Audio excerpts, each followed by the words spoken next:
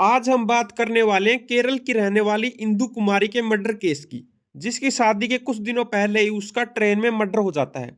तो आइए इस मर्डर केस के बारे में शुरुआत से जानते हैं कि ये कैसे हुआ और क्या बात थी। इंदु कुमारी जो केरल के तिरुवनंतपुरम में एनआईटीसी इंस्टीट्यूट में अपनी पढ़ाई के लिए आती है। उस समय इंदु की उम्र 25 वर्ष थी। वह देखने में बहुत ही सुंदर थी। शुरुआत के समय ज्यादा दोस्त नहीं थे उसके, इसलिए वह क्लास लगाती और अपने रूम पर चली जाती। इसी बीच इंदु कुमारी की मुलाकात इंस्टीट्यूट में जॉब कर रहे सुभाष से हुई। धीरे धीरे उनके बीच में दोस्ती हो गई। इंदु और सुभाष अपनी पढ़ाई के सिलसिले में आपस में मिलते रहते। धीरे धीरे दोनों अच्छे दोस्त बन गए। दोस्ती से कब उन्हें एक दूसरे से प्यार हो गया पता ही नहीं चला। फिर एक दिन सुभाष इंदु के सामने शादी का प्रस्ताव रखता है और इंदु भी सुभाष को पसंद करने लगी थी, इसलिए वह हाँ कर देती है। उसके बाद 24 अप्रैल 2012 तारीख को सुभाष तिरुवनंतपुरम से कोझिकोड के लिए अपनी और इंदु की टिकट बुक करवाता है।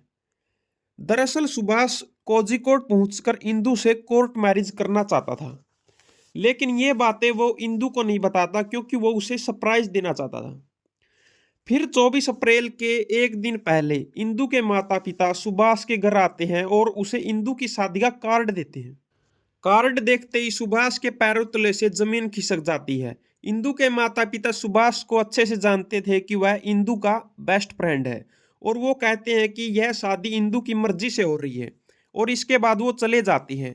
अब सुभाष ये बात इंदु को नहीं बताता कि उसके माता पिता उसे इंदु की शादी का कार्ड देकर गए हैं।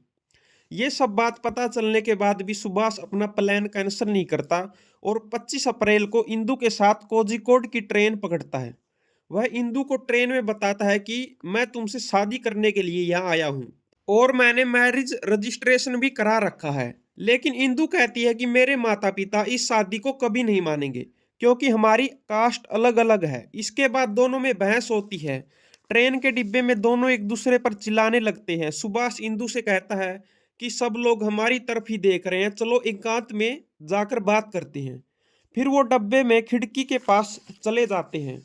इसके बाद सुभाष आखिरी बार पूछता है कि तुम मुझसे शादी करोगी या नहीं, और इंदु मना कर देती है। सुभाष गुस्से में आकर ट्रेन से उसे धक्का दे देता है और उसका सिर ब्रिज से टकराता है और इंदु प्रयाग नदी में जा गिरती है।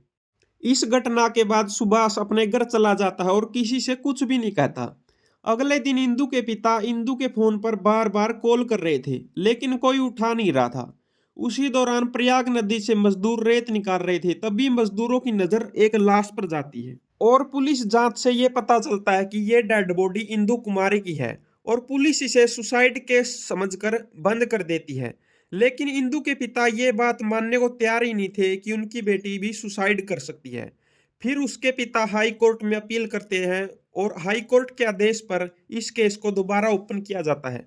लेकिन अब यह केस सीबीआई को सौंप दिया जाता है। सीबीआई जांच करते करते ट्रैवल एजेंट के पास पहुंच जाती है और पता चलता है कि इंदु के साथ साथ सुभाष ने भी अपनी टिकट बुक करवाई थी। सीबीआई सुभाष के घर पहुंचती है और पूछताछ में सुभाष ने बताया कि वह एक स्टेशन पहले ही उतर गया था। लेकिन सीबीआई की नज़र उसके लैपटॉप पर पड़ती है।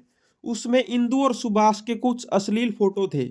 अब पुलिस वाले सब कुछ समझ जाते हैं। फिर सुभाष उन्हें सारी बात बताता है कि इंदु उससे शादी नहीं करना चाहती थी, इसलिए गुस्से में आकर मैंने उसे ट्रेन से धक्का मार दिया, और पुलिस उसे गिरफ्तार कर लेती है।